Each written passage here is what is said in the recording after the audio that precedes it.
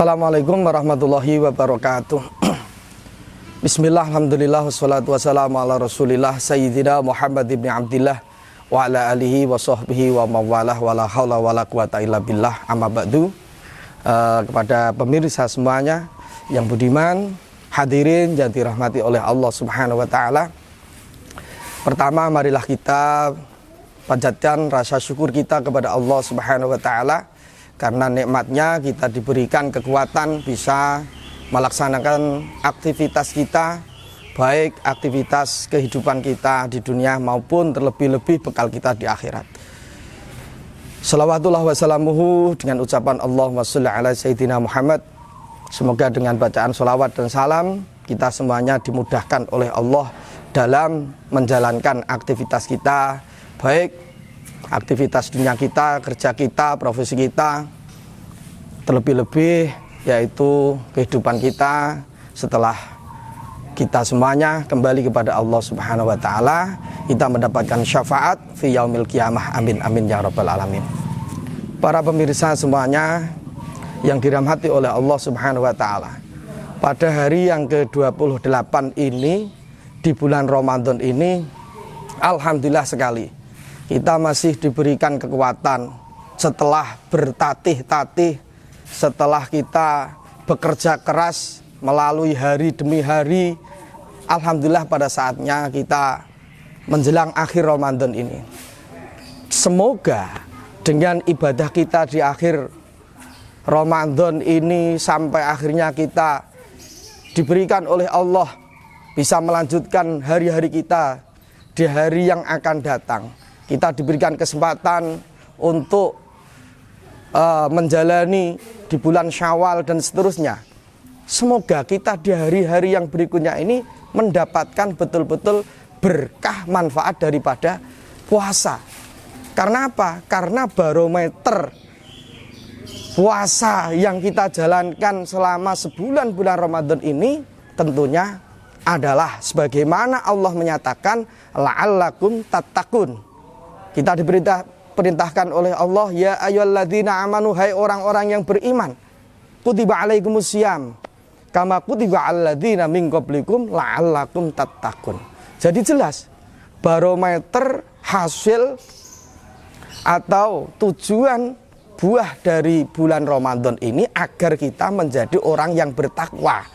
Nah, bertakwa itu apa? Takwa itu secara istilah itu adalah al-imtisal bi awamirillah wal istinab binawahihi, yaitu kita mengerjakan perintah Allah, kita menjauhi larangan-larangan Allah subhanahu wa ta'ala. Kalau secara bahasa, takwa itu adalah takut. Takwa itu adalah takut. Kalau saya menyatakan takut di sini tidak seperti terus kita takut pada hantu seperti itu, bukan. Tapi takut di sini kita lebih pada ke arah sungkan. Kita kenapa? Karena kita begitu banyaknya nikmat, begitu banyaknya rahmat, sehingga kita itu malu kalau kita tidak mengerjakan apa yang diperintahkan oleh Allah subhanahu wa ta'ala. Jadi jelas takwa itu kita mengerjakan apa yang diperintahkan. Sehingga dengan modal takwa ini, insya Allah kehidupan kita semakin baik. Kehidupan masyarakat semakin baik, kehidupan sosial semakin baik, kehidupan berbangsa semakin baik. Kenapa?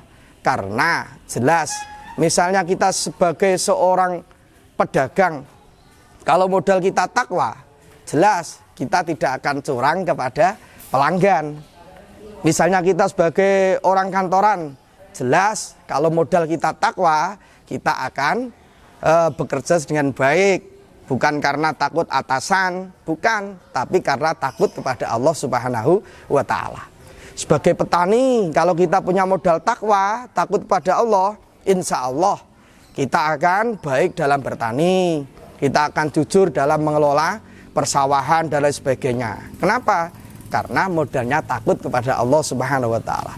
Sebagai pejabat misalnya, kita akan amanat kepada rakyat.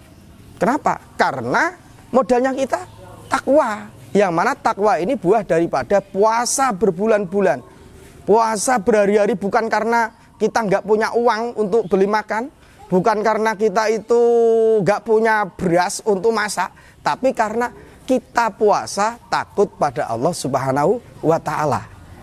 Jadi buahnya puasa itu takut, sehingga ketika kita itu bawa sampai pada akhirnya di hari-hari berikutnya, insya Allah akan baik. Pejabat akan amanat pada rakyat. Kenapa? Karena dia itu takut kepada Allah, bukan karena takut, bukan karena dia itu nggak bisa curang kepada rakyat, bukan, tapi karena dia lebih takut pada Allah Subhanahu wa Ta'ala. Begitu juga misalnya kita sebagai anak itu pasti punya orang tua. Nah, ketika anak itu punya rasa takwa Allah, dia tidak akan berani pada orang tua. Dia tidak akan berani kepada orang tua, bukan karena dia itu nggak berani secara fisik, bukan. Kadang secara logika misalnya orang tua sudah 60 tahun, anak masih 25 tahun. Atau mungkin 30 tahun. Secara logika, kalau anak itu tukaran cara Jawane, itu bertengkar karo adu fisik dengan orang tua, pasti anak lebih kuat, menang. Kenapa? Karena si anak ini secara fisik lebih kuat. Sehingga dengan takwa Allah, dia akan hormat pada orang tua. Dia akan ihsan bil walidain, birrul walidain. Kenapa? Karena takut kepada Allah, bukan karena takut kepada orang tua. Orang tua juga sama. Orang tua dia akan amanat dalam menerima amanat Allah berupa anak-anaknya. Ia akan memberikan nama yang baik, mengajarkan akhlak yang baik, mengajarkan pendidikan yang baik. Kenapa?